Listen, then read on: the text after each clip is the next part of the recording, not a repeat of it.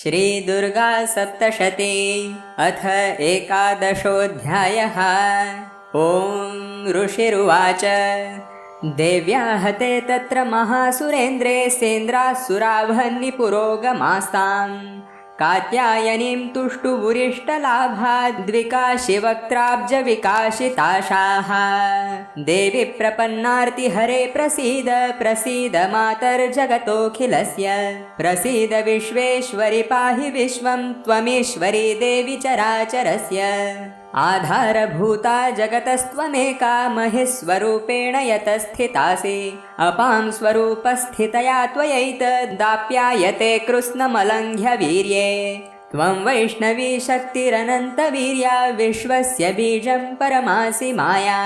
सम्मोहितं देवि समस्तमेतत् त्वं वै प्रसन्ना भुवि मुक्तिहेतुः विद्या समस्तास्तव देवि भेदा स्त्रियः समस्ताः सकला जगत्सु त्वयैकया पूरितमम्बयैतत् का ते स्तुतिस्तव्यपरा परोक्तिः सर्वभूता यदा देवी भुक्तिमुक्तिप्रदायिनी त्वं स्तुता स्तुतये का वा भवन्तु परमोक्तयः सर्वस्य बुद्धिरूपेण जनस्य हृदि संस्थिते स्वर्गापवर्गदे देवी नारायणि नमोऽस्तुते कलाकाष्ठादिरूपाणि परिणामप्रदायिनी विश्वस्योपरतौ शक्ते नारायणि नमोऽस्तुते सर्वमङ्गलमाङ्गल्ये शिवे सर्वार्थसाधिके शरण्ये त्र्यम्बके गौरी नारायणि नमोऽस्तुते सृष्टिस्थितिविनाशानां शक्तिभूते सनातनी गुणाश्रये गुणमये नारायणि नमोऽस्तुते शरणागतदीनार्थ परित्राणपरायणे सर्वस्यार्तिहरे देवी नारायणि नमोऽस्तुते हंसयुक्तविमानस्थे ब्रह्माणि रूपधारिणी कौशाम्भक्षरिके देवी नारायणि नमोऽस्तुते त्रिशूलचन्द्रहिधरे महावृषभवाहिनी माहेश्वरी स्वरूपेण नारायणि नमोऽस्तुते मयूरकुक्कुटवृते महाशक्तिधरे नघे कौमारी रूपसंस्थाने नारायणि नमोऽस्तुते शङ्खचक्रगदाशार्ङ्ग गृहीत परमायुधे प्रसीद वैष्णवी रूपे नारायणि नमोऽस्तुते गृहीतोग्रमहाचक्रे दंष्ट्रोद्धृतवसुन्धरे वराहरूपिणी शिवे नारायणि नमोऽस्तुते नृसिंहरूपेणोग्रेण हन्तुं दैत्यान् कृतोद्यमे त्रैलोक्यत्राणसहिते नारायणि नमोऽस्तुते किरीटिनी महावज्रे सहस्रनयनोज्ज्वले वृत्रप्राणहरे चैन्द्री नारायणि नमोऽस्तुते शिवदूतिस्वरूपेण हतदैत्यमहाबले घोररूपे महारावे नारायणि नमोऽस्तुते दंष्ट्राकरालवदने शिरोमाला विभूषणे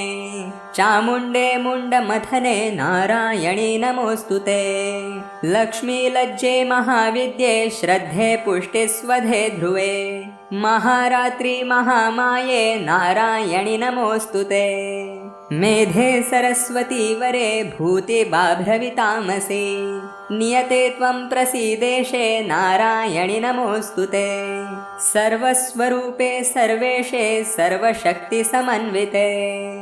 भयेभ्यस्त्राहि नो देवी दुर्गे देवि नमोऽस्तुते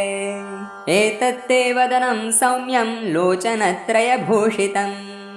पातु नः सर्वभूतेभ्यः कात्यायनि नमोऽस्तुते ज्वालाकरालमत्युग्रमशेषासुरसूदनम् त्रिशूलं पातु नो भीतेर्भद्रकाली नमोऽस्तुते हिनस्ति दैत्यतेजांसि स्वनेनापूर्यया जगत् सा घण्टा पातु नो देवी पापेभ्यो नः सुतानिव असुरासृग्वसापङ्कचर्चितस्ते करोज्ज्वलः शुभाय खड्गो भवतु चण्डिके त्वां नता वयम्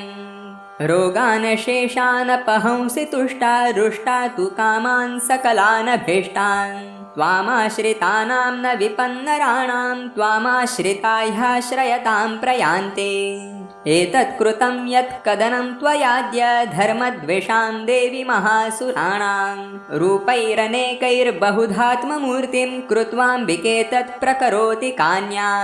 विद्यासु शास्त्रेषु विवेकदीपेष्वाद्येषु वाक्येषु चकात्वदन्या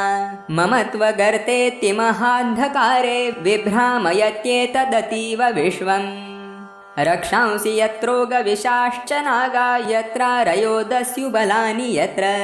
दावानलो यत्र तथाब्धिमध्ये तत्र स्थिता त्वं परिपासि विश्वम् विश्वेश्वरि त्वं परिपासि विश्वं विश्वात्मिका धारयसीह विश्वं विश्वेशवन्द्या भवती भवन्ति विश्वाश्रया ये त्वयि भक्तिनम्राः देवी प्रसीद परिपालय नोरिभीतेर्नित्यं यथा सुरवधादधुनैव सद्यः पापानि सर्वजगतां प्रशमं नयाशु उत्पातपाकजनितांश्च महोपसर्गान् प्रणतानां प्रसीद त्वं देवी विश्वार्तिहारिणी त्रैलोक्यवासिनामीड्ये लोकानां वरदा भव देव्युवाच वरदाहं सुरगणा वरं यन्मनसेच्छथ तं वृणुध्वं प्रयच्छामि जगतामुपकारकम् देवा ऊचुः सर्वा बाधा प्रशमनं त्रैलोक्यस्याखिलेश्वरी एवमेव त्वया कार्यमस्मद्वैरिविनाशनं देव्युवाच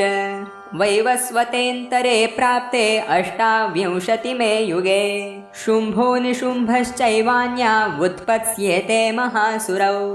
नन्दगोपगृहे जाता यशोदा गर्भसम्भवा ततस्तौ नाशयिष्यामि विन्ध्याचलनिवासिनी